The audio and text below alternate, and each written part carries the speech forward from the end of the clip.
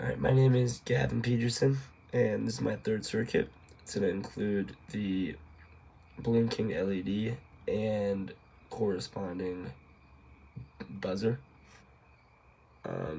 We haven't started running it yet because it's super annoying, and I don't want to hear it all night. So we'll start off with the circuit. This is the circuit. You got your Arduino, you got the buzzer, the LED, and the photoresistor. I'm going to go ahead and start this code here. Let me start it real quick. Here we go.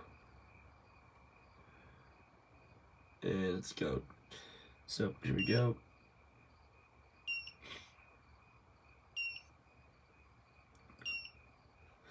And I might use that as my light, as my alarm clock. If we cover it, it's gone, thank God. It's back.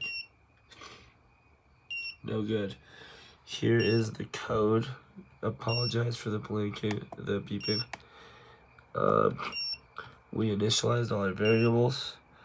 LED, sensor, buzzer, put the threshold, set up all the pins, print the light level. That's going to be down here at the serial monitor.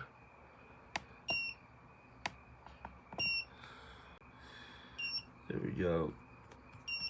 If we scroll all the way down,